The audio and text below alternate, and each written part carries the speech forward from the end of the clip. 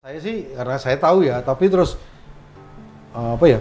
Wih, akhirnya koncoku kombes tur isih gelem seram aku. Aku hatiku mongkok kok. Ada. Wah, Gusti Allah nek nggojeki, Pak. Itu belas ora. Makanya saya kata di dunia profesi saya itu diberi berlebihan. Bayanganku biar begitu sadar dari polisi, saya bukan dari akademi kepolisian, saya dari sepatu sarjana, paling aku pensiun letkol. Cita-cita aku pensiun letkol, dari kepala dinas psikologi yang Polda DIY. Orang keturutan kabeh, Bung. Malah dari kepala psikologi yang Polda Metro yang konon katanya Polda paling elit. Neng ya karena tetap bayar ngantor numpak Astrea.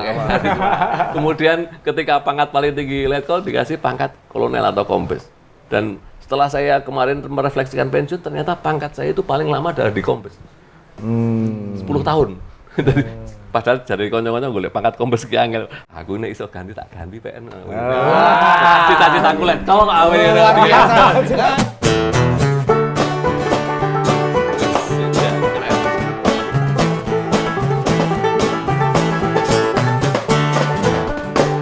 Yo ben aku kudu ora mergo kurang mangan. Sinau tenanan besok gede maju perang. Tolong Pak polisi katok bolong polisi. Tolong Pak polisi katok bolong polisi. Pak polisi tolong kami. Katok kami bolong tolong katok kami bolong tolong kami Pak polisi. Katok bolong ditulisi.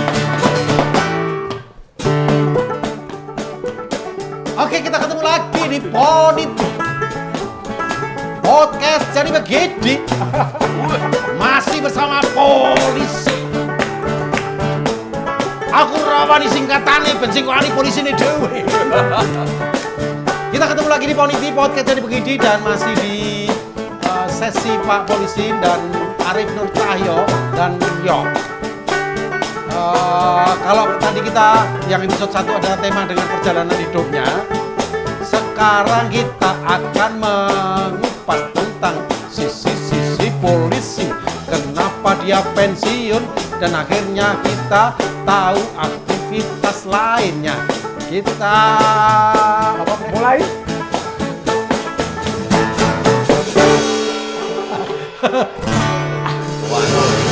Masuk. Opo iki? Opo iki podcast ra cetho. Podcast kok ra. Lagune awak ketir-ketir, Bung. Aku melu nyanyi, aku ora melu nyanyi wae. Enggak, itu kan mengingatkan waktu masa kecil itu loh. Saya dulu termasuk bagian entah itu rasa cinta, entah itu sebuah apa ya, ngenyek atau apa, tapi saya melihatnya sebagai sebuah kerinduan ketika anak-anak Masa kecil itu ya. Tolong ditulisi. Pernah kecil ya berarti ya dulu ya. Iya, pernah kecil ya, tidak tiba-tiba besar kan, harus mulai dari kecil. Karena dulu ada orang agak ODGJ gitu, melihat polisi itu bukan manusia, polisi itu kayak robot gitu loh. Nah, ya memang itulah. Ada. Iya, jadi Satu orang loh, itu bukan semua orang loh. Ada orang ODGJ. Dan akhirnya orang itu bisa bercerita sendiri. Bahwa polisi itu nggak bisa mati, polisi itu robot, polisi bla bla bla. Itu mungkin Kamu pernah merasakan seperti itu ya? menginspirasi Robocop kali ya itu ya. Iya. itu mungkin Anang mungkin. Pas waktu ngomong itu Mas, itu inget sampean? Enggak. Wis doyak ira kecan. Tapi memang profesi yang unik kok. Jadi apa ya? Ya saya melihatnya fenomena benci tapi rindu gitu ya. Jadi ya kalau kita mungkin mengadakan polling atau pendapat, mungkin profesi yang paling tidak paling antagonis itu ya polisi. Tapi kalau kita tapi kalau ada apa-apa urusannya yang penting jaluk tolong polisi. Kemudian kalau kita lihat dari hari ke hari, ya saya melihat di data itu pendaftaran polisi tambah embuh tujuannya ki opo dadi polisi wis jelek kok wong daftar bertumpuk itu. Loh kenapa dan yo enggak daftar untuk tidak jadi? Iya.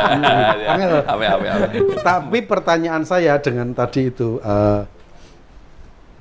pernah enggak sih mungkin dulu plus mungkin juga justru ketika di dalam pernah enggak sih merasa sangat membenci polisi?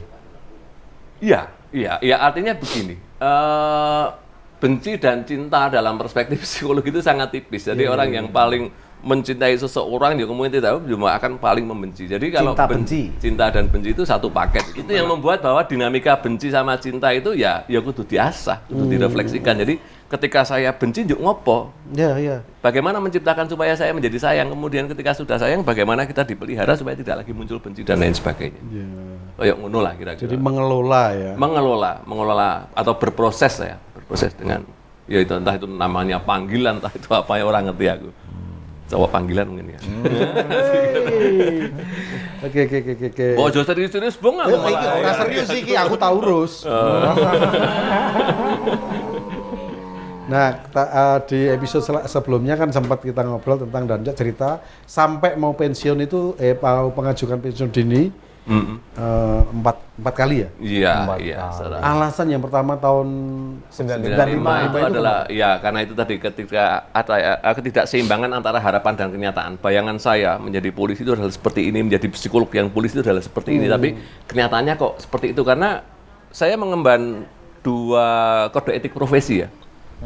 Kode etik polisi sebagai perwira polisi dan kode etik sebagai psikolog. Artinya bahwa itu yang kadang-kadang bertolak belakang. Mungkin itu yang tadi nyambung dengan pertanyaan Mas Anang pertama tentang refleksi batin sayang dan benci sakjane aku iki ngopo to kok dadak polisi. Wong psikolog nang Jawa mungkin iso berpraktek macam-macam kok di sini dan ketika di sini kok tidak bisa mengekspresikan secara total kudu patuh dengan hierarki kudu dan lain sebagainya. Kira-kira seperti itu. Ya itu secara kontranya ya, tapi secara nyambungnya kan sebenarnya kan ilmu psikologi itu sangat berguna banget malah. Bayangan saya seperti itu. Tapi pada saat itu karena sebuah polisi sebagai sebuah institusi birokrasi tidak sepenuhnya bisa memfasilitasi itu, sehingga itu yang menjadi konflik batin bagi saya. Sehingga Yoyok yang pada saat itu sebagai seorang psikolog muda yang masih memiliki idealisme dengan kenyataan sebuah birokrasi yang sudah tua, yang sistemnya sudah berjalan, sehingga ya saya harus berproses pelan-pelan, sehingga saya harus damai dengan diri saya dulu baru bisa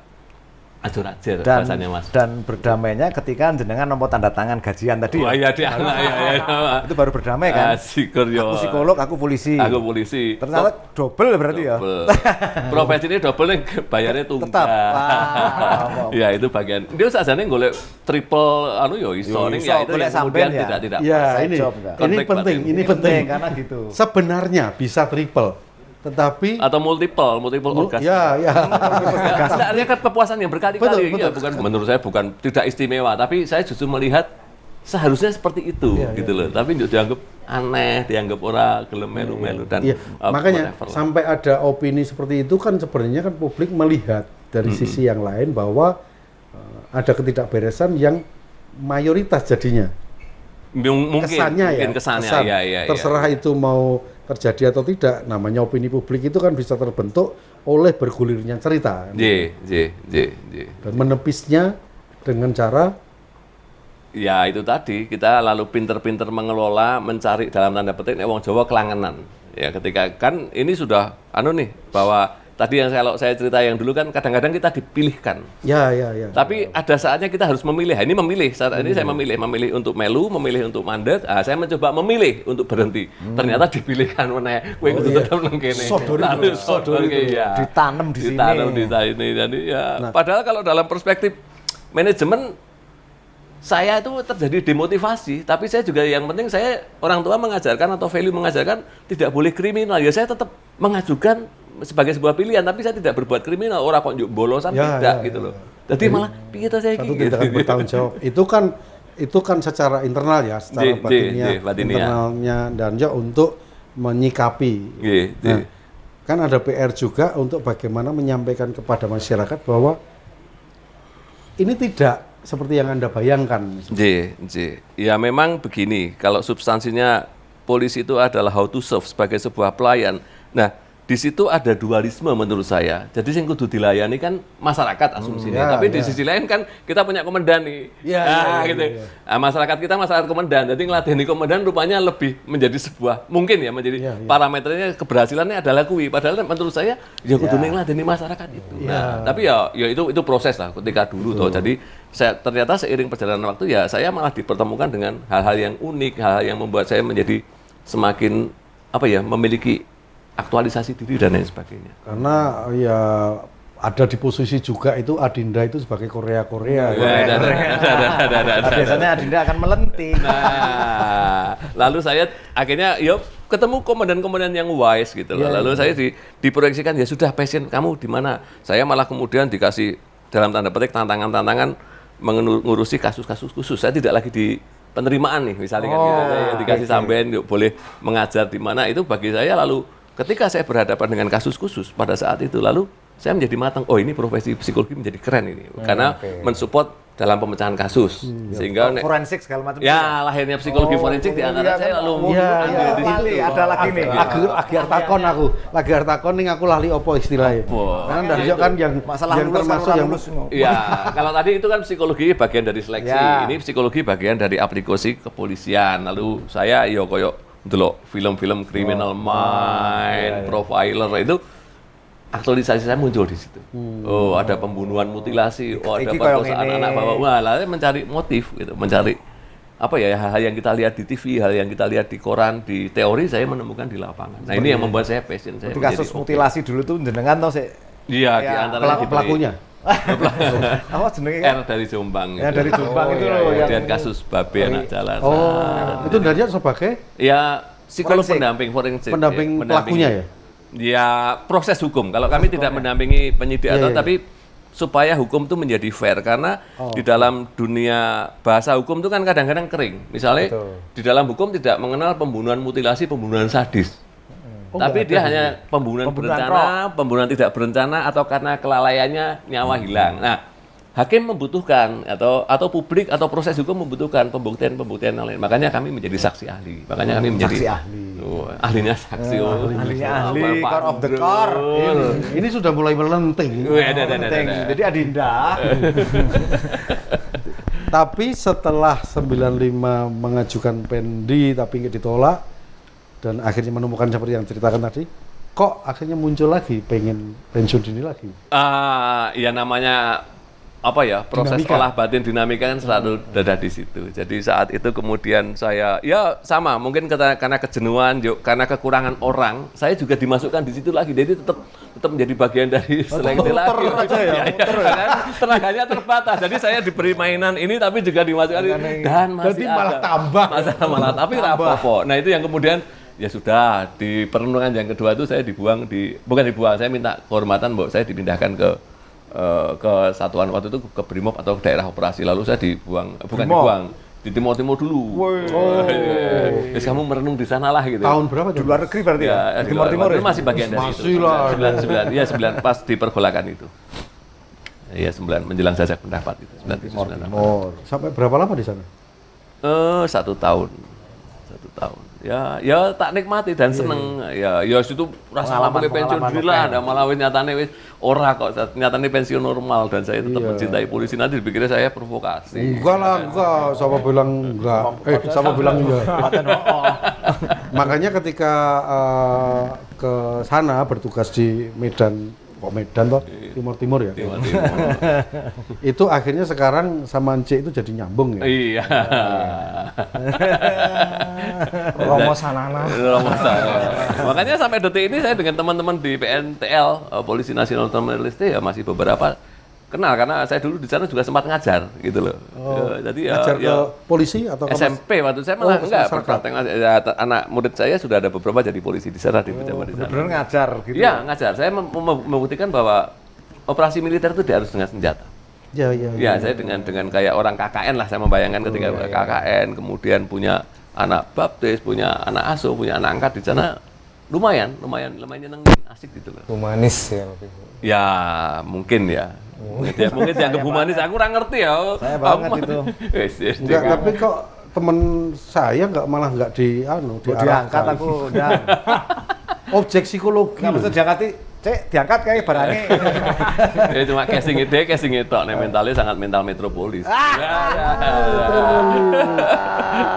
Sangat Korea. Sangat Korea dan sosialita. Aparat ya, polisi, ahli forensik, juga psikolog. Yo sih dolan, masih main ke sana kemari, itu luar biasa. Itu kan itu membagi antara keluarga, kan repot toh, Bu? Bermain bagi saya menjadi media penghiburan saja. Ketika nek basa Jawa ini ngecas toh dengan kita mendapatkan ide-ide di sini, lalu ketika kita bekerja di itu lebih fokus, lebih tandes, karena kalau kita kemudian hanya berkutat di ini terus ya mati ngadeg. Mati gendeng lah kira-kira kan gitu. Dan akhirnya dunianya juga sempit. Iya. Sehari enggak 24 jam gitu. Sehari 26 jam gitu. Iya, salah. Karena kalau sehari 24 jam bingung ditanya jam berapa dari jam berapa, nggak bisa jawab. Serius banget sama polek, wah buat aku Enggak, itu penting ya. Kita jadi tercengang. Enggak tercengang itu maksudnya ngene. Tapi takjub ya.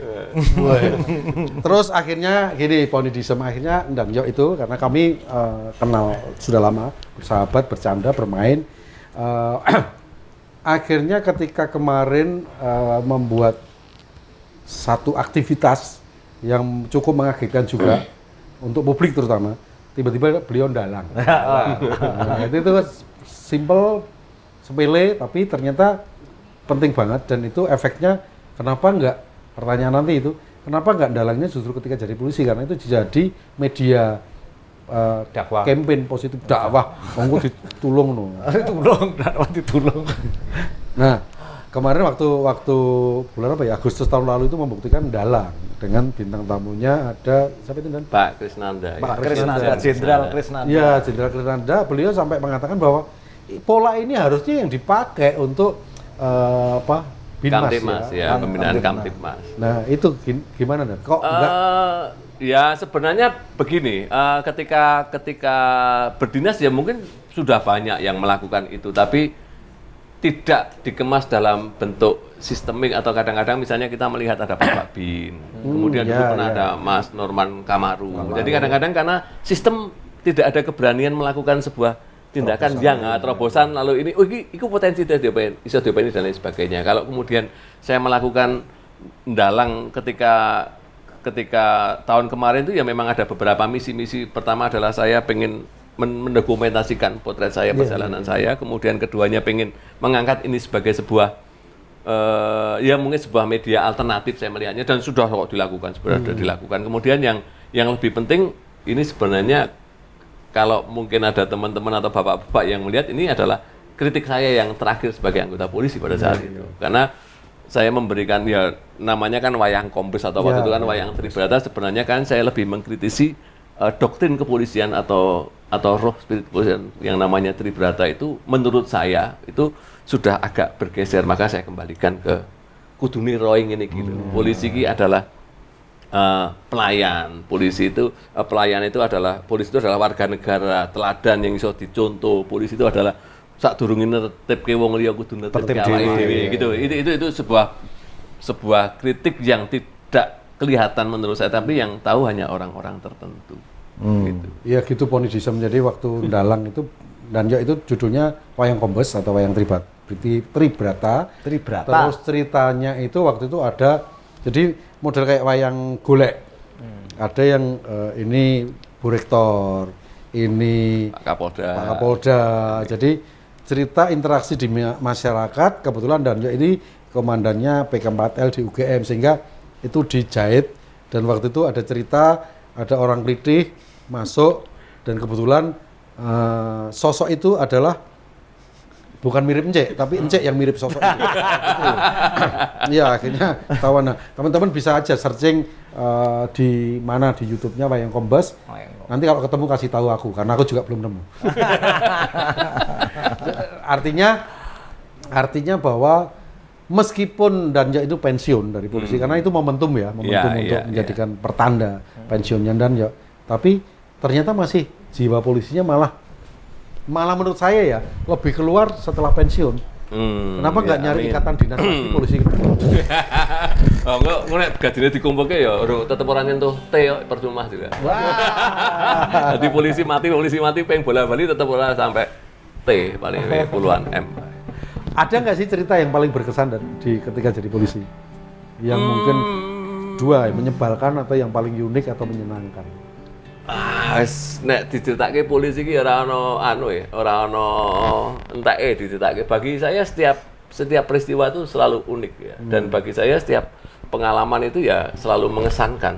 Jadi ya apa dari sisi yang mana gitu loh. Nek oposisi dikamplengi komandan apa misalnya kan gitu, apakah ketika meninggalkan anak saya, kalau yang paling berkesan adalah ketika saya bertugas di Timur dan di Aceh waktu di Brimob. Tekan Aceh Oh, bareng. Aceh juga. Ya, kalau di Timur itu adalah ketika saya, waktu itu saya ingat betul, saya mendarat di Timur itu pas ulang, kira-kira beberapa hari sebelum ulang tahun saya, kira-kira gitu. Jadi pas saya mendarat, kemudian sekitar nggak sampai seminggu sebelum. Pas hari ulang tahun saya, pas anak saya di Jakarta, dua-duanya masuk rumah sakit kena demam berdarah. Oh itu keren, itu keren. Lalu Jiwanya lah ya, terjaga jadi wah kayak orang ngerti lah saya apa yang terbayangkan. Lalu saya hanya kemudian memindahkan energi bahwa saya lalu merawat anak-anak di sana itu seperti saya merawat anak saya. Rupanya juga anak saya di sana banyak yang merawat itu. Teman-teman saya. Ya salah satu yang menungguin anak saya di rumah sakit itu ya adik kancamu kui. Makanya saya tidak pernah lupa gitu loh. Salah satu yang menunggu saya adalah yang namanya Ganjar Pranowo. Bukan itu sebagai pertemanan. Nggak ada kaitannya dengan itu. Rawa nih. Nah, itu dilalai anak polisi ya. Oh iya, sama-sama anak polisi. Ini peristiwa pengalaman batin. Kalau kemudian di di Aceh waktu itu saya tugas di Aceh mengantarkan anggota saya, teman-teman adik-adik Brimob itu ke Aceh untuk penugasan aplusan. Ketika saya mendarat sampai di Surabaya, saya tidak tahu di perjalanan itu rupanya ada tsunami.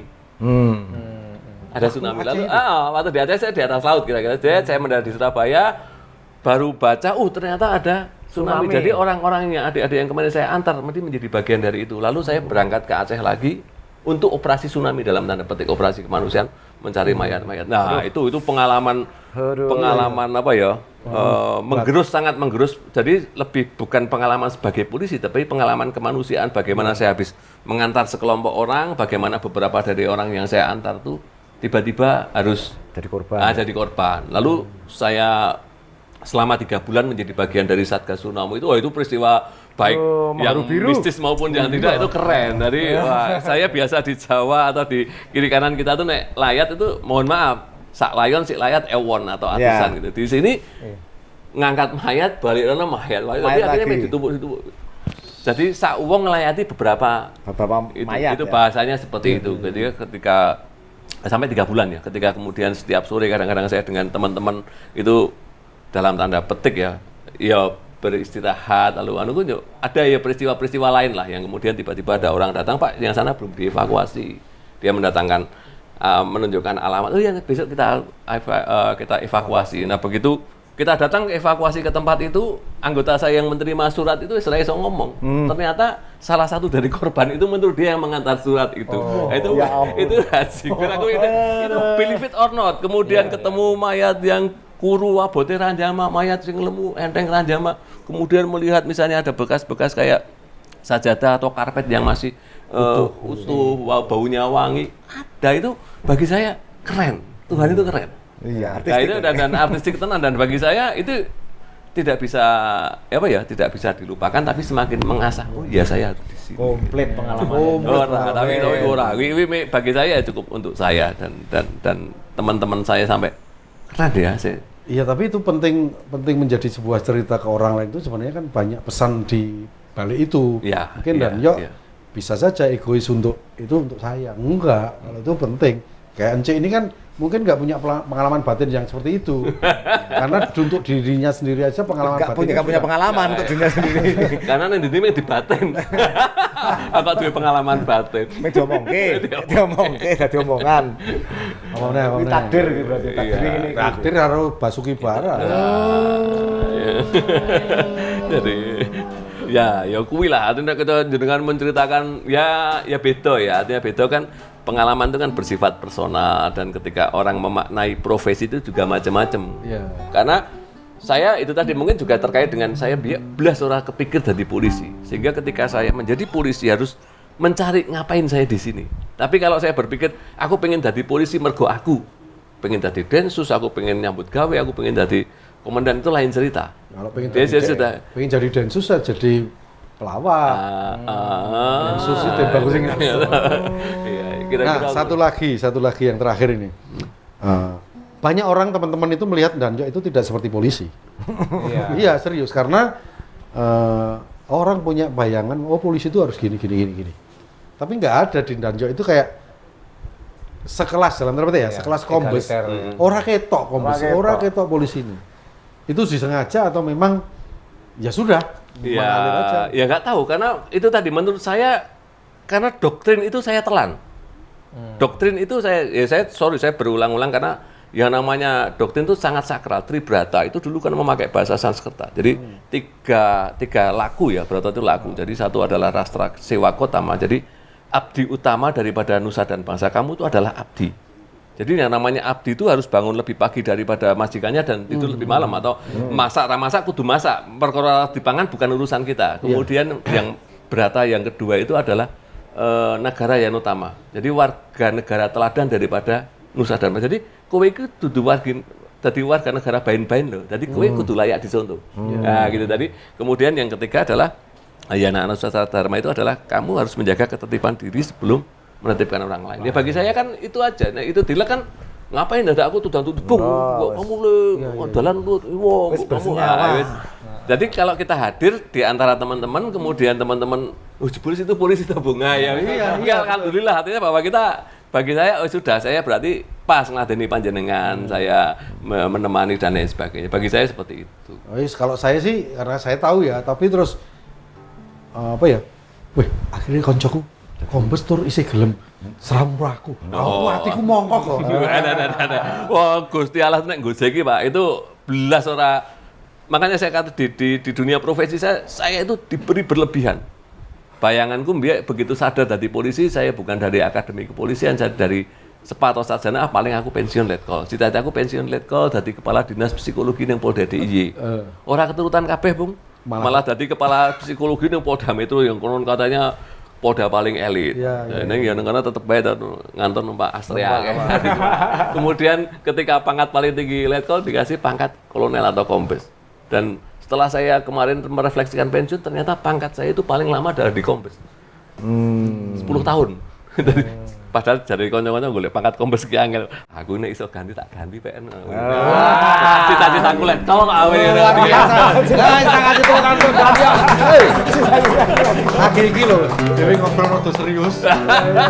Bukan Danyo yang tadi kan protes, wah ora serius. Kita terjebak pada keseriusan. Karena seorang dan Arif Nur Cahyo patut diteladani.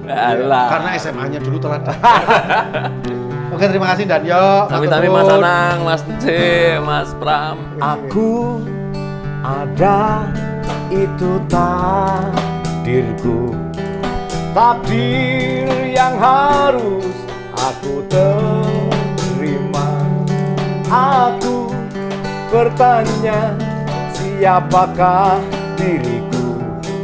Mengapa aku dilahirkan? Aku ada karena tercipta atas kuasamu.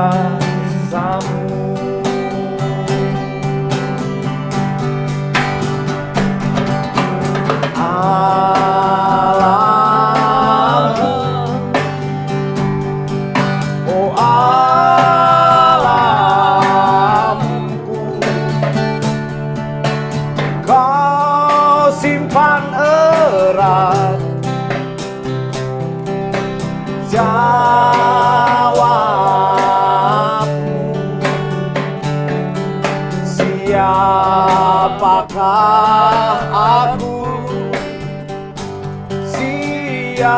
Siapakah aku? Siapakah aku? Mana jawabku? Siapakah aku? Siapakah aku? Siapakah aku? Mana jawabku?